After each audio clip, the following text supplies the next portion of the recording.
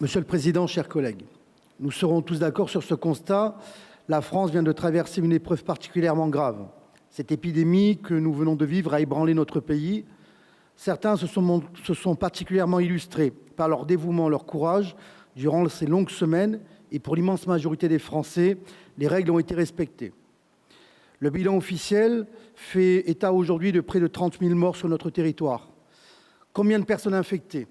Impossible à estimer à l'heure actuelle, la France s'étant montrée dans l'impossibilité de tester massivement sa population. Le gouvernement a été incapable de protéger son peuple. J'ai une pensée pour l'ensemble des personnes frappées par ce virus et plus particulièrement par nos aînés qui en ont payé un lourd tribut. Et après cette crise sanitaire, ce sont les difficultés économiques, sociales qui commencent à s'imposer aux Français. Cette crise, ce n'est pas qu'un décompte du nombre de décès particulièrement douloureux pour beaucoup de familles. Ce sont aussi des exemples. Oui, mon message s'adresse aussi aujourd'hui à tous ceux qui ont été au cœur de cette crise, ceux qui ont permis que tout continue. Dans cette période extraordinaire, ils ont donné un semblant de normalité à la vie de tous les jours. Ceux qui d'habitude sont les premiers de corvée sont devenus les véritables premiers de cordée, bien loin des start-upers et autres élites économiques chères à Emmanuel Macron. Je pense particulièrement au personnel soignant, exemplaire encore une fois. Certes, certains ont même consenti à se mettre en danger jusqu'à la mort pour aller au bout de leur vocation. Quand je repense à tout ce cirque médiatique autour de ce fameux hôpital de campagne militaire de 30 places sur lesquelles on a construit un véritable feuilleton complaisamment entretenu par les chaînes d'infos aux ordres. Quasiment une tâche jupitérienne avec, comme paroxysme, l'arrivée d'un président avec son FFP2 fièrement en évidence, qui prétendait alors que les masques ne servaient à rien.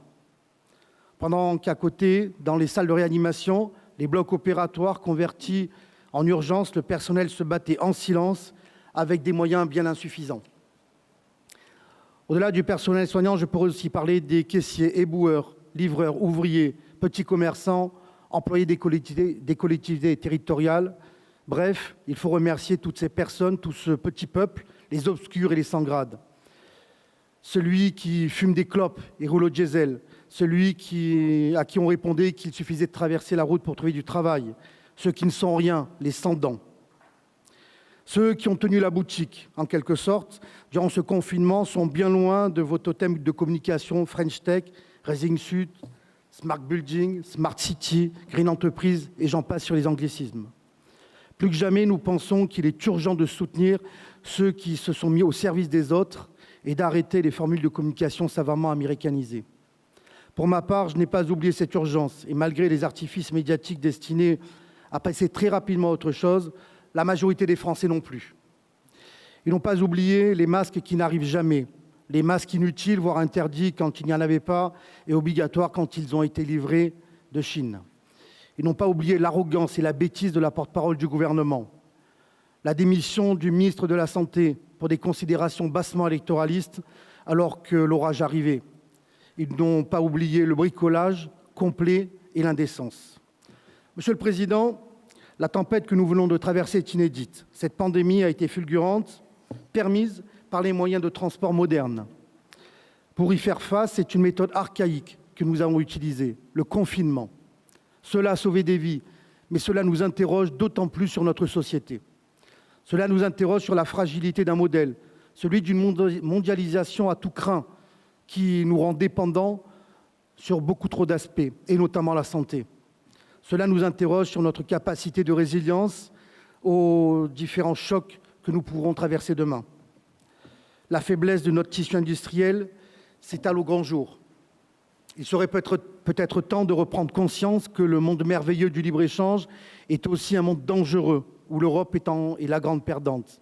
L'Europe, notez bien, n'est pas le machin dépassé, cette Union européenne qui finalement a montré toute sa capacité à vouloir éteindre le feu d'une maison totalement déjà calcinée. Les nouvelles routes de la soie mises en place par la Chine et dont vous êtes souvent ici les ardents promoteurs sont en effet les voies de la poursuite de la désindustrialisation, les voies de la dépendance et de la vassalisation économique, politique et diplomatique. Cette crise donne raison à ceux qui ont dit qu'une frontière était utile. Qui parmi vous en doute encore aujourd'hui? Et si j'avais posé la question il y a 6 mois, ici même dans cette Assemblée, il me semble qu'immédiatement, les mêmes qui se taisent ici n'auraient pas eu la même attitude.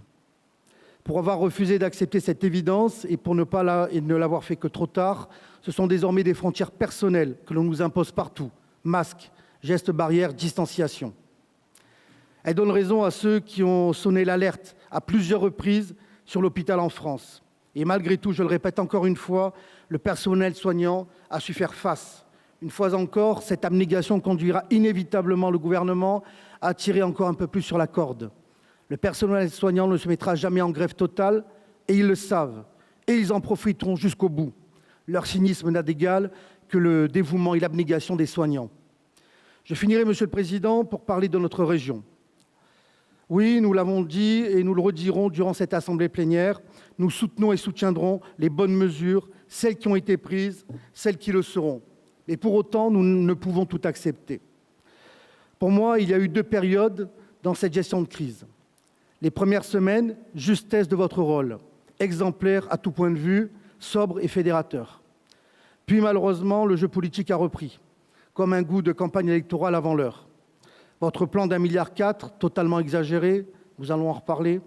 La communication autour des masques, les pages entières de publicité dans la presse régionale, ces distributions de masques savamment orchestrées dans des zones avec double casquette, élu régional, candidat au municipal, enfin bref de la com. Mais je ne m'étendrai pas plus, la journée sera propice à cela. Mais je demande seulement ici à l'homme, où est passée votre colère? Où est passé le Renaud Muselier en pleine tempête qui disait en substance, pour l'instant, on fait face ensemble, mais on réglera les comptes. Après, sur l'impréparation, l'orgueil et le mensonge du gouvernement. A-t-il disparu? S'est-il effacé? Peut-il être résumé à ce simple tweet du 15 juin? Indépendance, fermeté, liberté, décentralisation. Un système, en synthèse, une ligne claire fixée par le président de la République.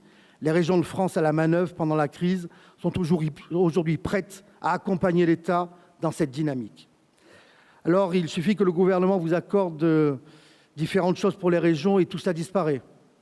De visioconférences en déjeuner de travail derrière l'écran, progressivement tout cela retombe et on passe à autre chose. Votre sens politique s'estompe-t-il et passe-t-il comme les sujets peuvent s'enchaîner sur les chaînes d'information, une actualité en chasse l'autre?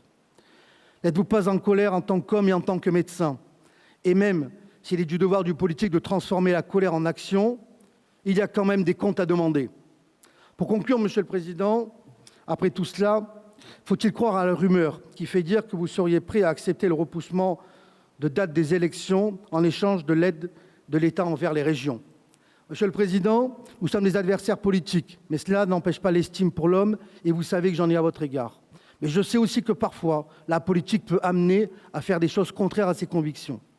Vous devez être transparent devant cette Assemblée et avec les habitants de notre région. Alors allez-vous céder aux sirènes d'Emmanuel Macron? Je vous remercie.